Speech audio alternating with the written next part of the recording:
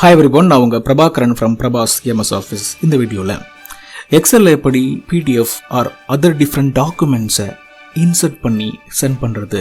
நார்மலா எக்ஸல்ல மற்ற document open பண்ண முடியாது, PDF எக்ஸல்ல ஓபன் பண்ண முடியாது, பட் PDF எக்ஸல்ல அட்டாச் பண்ணி உள்ள வச்சுக்க முடியும். எப்படி அப்படின்னு தெரிஞ்சுக்கலாம். ஃபுல்லா பாருங்க, சின்ன வீடியோ தான், கட்டாயம் உங்களுக்கு பிடிக்கும், லைக் பண்ணுவீங்க. சப்ஸ்கிரைபே பண்ணலைன்னா அதையும் பண்ணிட்டு பெல் ஐக்கானையும் எனேபிள் பண்ணிடுங்க. வாங்க இந்த கான்செப்டை பத்தி டெப்தா பேசலாம். இந்த இன்வாய்ஸை நான் கிளைண்ட்டுக்கு அனுப்பும் போது இன்னொரு டாக்குமெண்ட்டையும் சேர்த்து அனுப்புங்க, இன்வாய்ஸ் கூடயே அட்டாச் பண்ணி அனுப்புங்கன்னு சொல்கிறாங்க.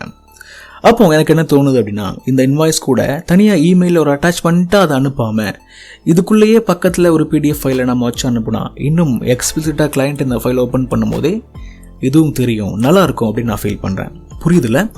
இந்த எக்ஸல் ஃபைலில் ஒரு PDF ஃபைலில் இந்த இடத்துல ப்ளேஸ் பண்ணி அனுப்புனா நல்லாயிருக்கும் அப்படின்னு தோணும்போது எப்படி பண்ணுறது? நல்லா கவனிங்க. நார்மலாக எக்ஸல் ஃபைலில் ஒரு PDF டாக்குமெண்ட்டை ஓப்பன் பண்ண முடியாது. ஓகே, அதெல்லாம் பேசிக்கான விஷயம், டிஃப்ரெண்ட் டைப் இல்லையா? ஃபைன். ஆனால் இன்சர்ட் பண்ணி ஒரு ஆப்ஜெக்டாக உள்ளே வச்சுக்க முடியும். எப்படின்றத நல்லா கவனிங்க. இன்சர்ட் போங்க. இன்சர்ட்டில் லாஸ்ட் ஆப்ஷனுக்கு முன்னாடி டெக்ஸ்ட்ன்ற இதை கிளிக் பண்ணிங்கன்னா ஆப்ஜெக்ட்னு ஒன்று இருக்கும். ஆப்ஜெக்ட் அப்படின்ற ஒரு கமெண்ட் இருக்கும், அதை கிளிக் பண்ணுவோம்.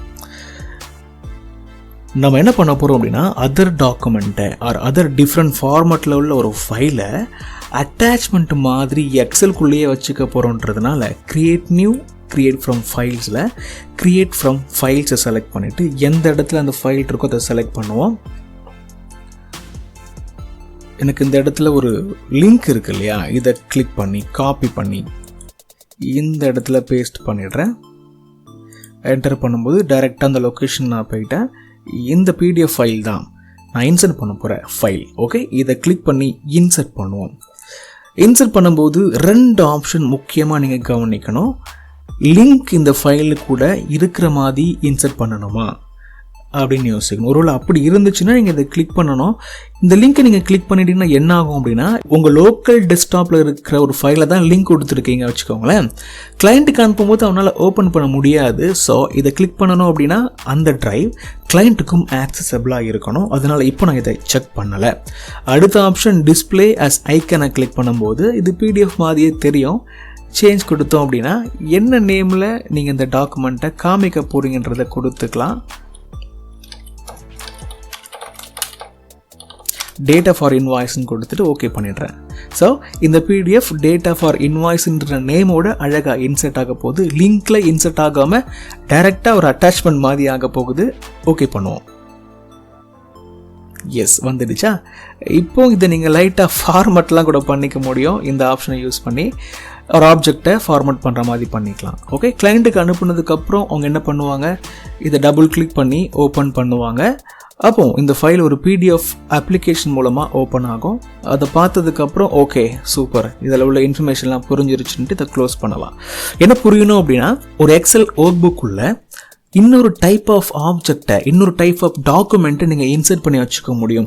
PSD ஃபைல் இருக்கும்ல, அதை கூட ட்ரை பண்ணி பாருங்கள். அது மாதிரி உங்கள்கிட்ட என்னென்ன ஃபைல்ஸ் இருக்கோ, நோட் பேடு, அது மாதிரி எல்லாத்தையுமே ட்ரை பண்ணி ஒரு ஆப்ஜெக்டாக இன்சர்ட் பண்ணி பாருங்கள். Insert text and object. அதுக்கப்புறம் நீங்கள் செலக்ட் பண்ணி அந்த ஃபைலுக்கு தகுந்த மாதிரியான செட்டிங் லைட்டாக ட்வீக் பண்ணி இன்சர்ட் பண்ணிட்டீங்கன்னா உங்கள் எக்ஸல் டாக்குமெண்ட்டில், எக்ஸல் ஒர்க் புக்கில் அந்த டிஃப்ரெண்ட் கைண்ட் ஆஃப் ஃபைல் வந்துடும். தென் நீங்கள் உங்கள் கிளைண்ட்டுக்கு அனுப்பும்போது அவங்களாலையும் இதை ஆக்சஸ் பண்ணிக்க முடியும். கொஞ்சம் ஃபைல் சைஸ் பெருசாகும். 2 ஃபைலை தனியாக அனுப்புகிற மாதிரி அனுப்பாமல் ஒரே இடத்துலையே ஒரே எக்ஸல்குள்ளேயே அனுப்புறீங்க. இதுக்கப்புறம் இதை சேவ் பண்ணி க்ளோஸ் பண்ணி இமெயில் அட்ரஸ் பண்ணி உங்களோட கிளைண்ட்டுக்கு அனுப்பிடலாம். புரியும்னு நினைக்கிறேன். கட்டாயமாக புரிஞ்சுக்கலாம். லைக் பண்ணுங்கள். இந்த மாதிரி குட்டி குட்டி டிப்ஸ் நிறையா இருக்குது, உங்களுக்கு நான் சொல்கிறதுக்கு வெயிட் பண்ணிகிட்டு இருக்கேன். கட்டாயமாக லைக் பண்ணுவீங்கன்னு நம்புகிறேன். சப்போர்ட் பண்ணுறதுக்காக உங்களுடைய நண்பர்களுக்கிட்ட இதை ஷேர் பண்ணுவீங்க நான் நம்புகிறேன். See you in the next video. Thanks for watching.